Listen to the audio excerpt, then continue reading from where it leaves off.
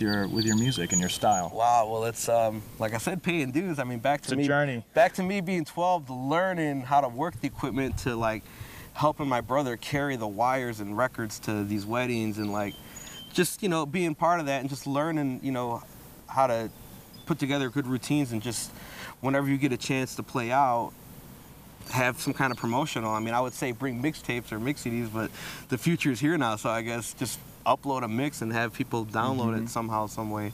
But as far as my personal story, if you want to get into that, I mean, yeah, let's hear it.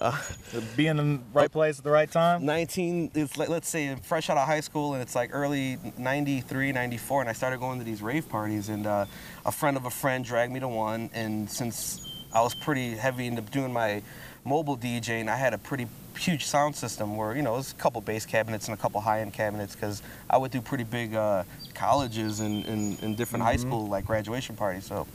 So it got to the point where a friend of a friend was involved in some rave party, and I never even heard of a rave before, and I'm just like, they wanted to rent my cabinets from me for an event, so I rented them the cabinets, and I went to the show and set it up, and I was just kind of blown away and amazed by we're in a warehouse and people are going to a checkpoint, and like I think there was even a nitrous tank there, and I never even seen that before, and I'm like, what are these guys doing? Like, there's a balloon, and so pretty much I was hooked, not by the nitrous, but I was hooked by like the scene, and like it convinced you. You know what? Exactly, because I was used to doing my graduation parties and weddings and all that, and it's like the boys are standing on this wall and the girls are standing on that wall, and they're too shy to ask each other to dance. So I'm just sitting there playing my music and no one's really dancing. And if they do decide to dance, it's that brave couple that's going to dance together. Versus me going to this rave and I'm like, man, the DJ's the god. Nuts. Everyone's dancing towards the speakers. No one's dancing together. Everyone's just dancing in their own little thing. And I'm just like, I think I'm in the wrong scene. You know, I kind of like stepped away from the hip hop and battle stuff. And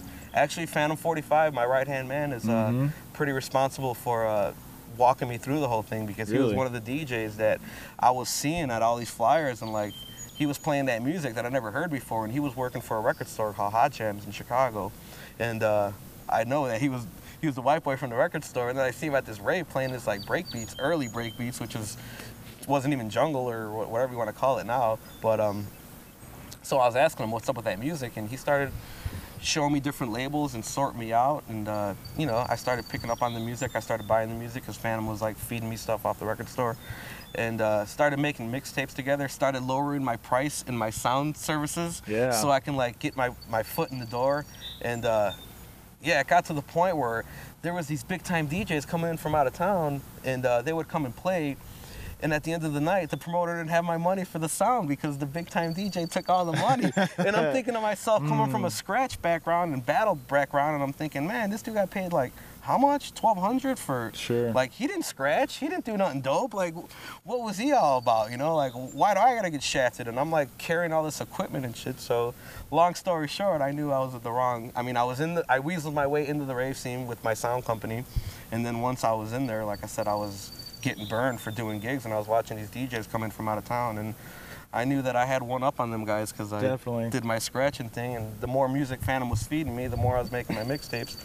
And before you know it, 1997 came around, and my booking agent started calling me and saying, hey, we want to represent you. Nice. And story ends right there, yeah. The 90s right there for you. Here I am now, 2009. Okay, well, that's how to do it, folks. That's my story, but just promote yourself pretty much. Whenever you get a chance to play, there's always going to be someone that's going to come up to you and tell you, yo, that was a wicked set. The last thing you want to do is just shake their hand. I mean, back in my days, I would have a tape for that one person because I knew that I wouldn't just throw tapes out when I'm done. I would wait for people to actually come up to me and give me my props. And whoever would come up to me and give me my props, I would hand them a tape. And you also got to be down to earth, too, because you can't come off like a stuck-up dude and just think your shit don't stink and you're badass. And a lot of times you don't know who you're talking to. Exactly. So those are your people, you know, so you got to be down with them. Well, all right, well, so from bedroom to touring, you're touring now. Tell us, you know, what's the coolest crowd? You've been to a lot of cities, a lot of places. Tell us a little bit about the vibe, you know. Right. You know, what's the coolest vibe you've got? Well, man, it depends on, like, what kind of vibe we're talking about. Like, circus, massive vibes, of course, like I said, LA. Where we're at now, it's like, it's massive parties. There's no one, there's money to be made out there. I mean, the security gets paid, the venues get paid, the sound gets paid, the lighting gets paid. Therefore, it's major scale. It's like Groove tickets. It's like a Ticketmaster. It's like $60 a ticket, and there's like 3,000, 4,000 people there. So it's nuts. I mean, it's crazy. But I'll tell you what we do got going on. I mean, I'm not just bigging up the West Coast. I am from the Midwest and whatnot. But me being a drum and bass DJ, like, it's came a long way.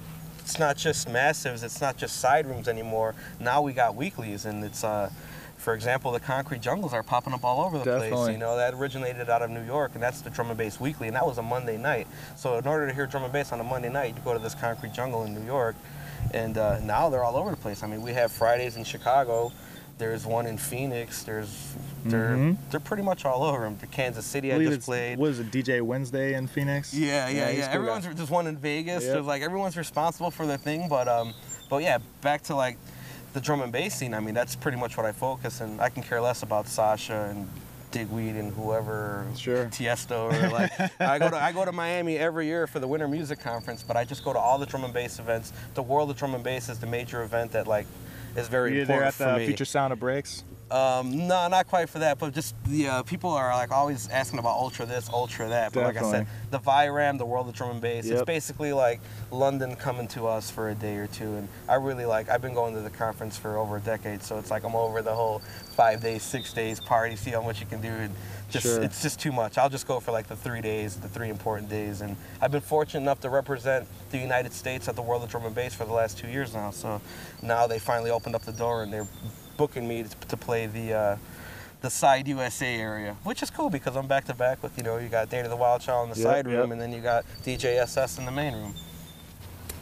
Wow. Can't complain for that. Sounds like a lot of fun, right? Right. It's like rubbing elbows. All right. Well, so, you know, you got things going on right now. What do you have for the future? Are you working on something right now for us? And totally. You know what? I do need to get a mix together, but I've actually been focusing on my production for so long. I mean, there's so many different people that are motivating me to make this new jump up wobble that I've been stressing about. Like, just I'm happy where the sound is at now. I got many heroes in the game. Hazard, G-Dub, Taxman, just to like name a few. Like, those guys are just pushing that sound. Clips, the name goes on, DJ Sly. But yeah, they're totally pushing this new jump up wobble. It's like very hard in your face, and I'm very inspired by that sound. So like I'm just definitely working on my own production. You're hearing that sound creep into just about everything right now. Right. Well, it's just all rolls. You know what I mean? And like you were saying, I hit them hard, so I really don't tend to like give them a break. Kind of like Andy C style, but not quite like with the dual build-ups and whatnot. I just kind of like. My pet peeve is a real quiet breakdown. Like every drum and bass track got a breakdown, and I don't want it to get to that point. I just want it to be a big roll and then a different bass, and then 2 verses later another roll and then another bass, and then 2 verses later just quick mix, you know, digging that bag. And just definitely, man. That's what's going on. No time to smoke a cigarette, no time to drink a beer. Just I might sweat a lot, but that's because I'm working. Definitely. That's why I demand the towels on stage. So, all right, well. Where can people find, you know, your music? You know, plug anything you want. You know, websites, whatever. Well, as far as a booking agency goes, Premier Artist Group would be my booking agency to find me at, and yeah, you can just they have a website too. I think it's premierartistgroup.com, and of course, like everyone else in the world, I do the MySpace and the Facebook. So I'm not quite doing the Twitter thing yet. I'm not that much of a geek. Oh, but, not yet. You will be. I don't know, man. I don't know. But yeah, just pretty much MySpace keeps all my dates and all my latest tunes. I got little snippets up on there, so that kind of helps me out a lot too. And yeah, like I just signed up to the Facebook thing too, and it's like something new to me, something new to me time too. Warp. Yeah.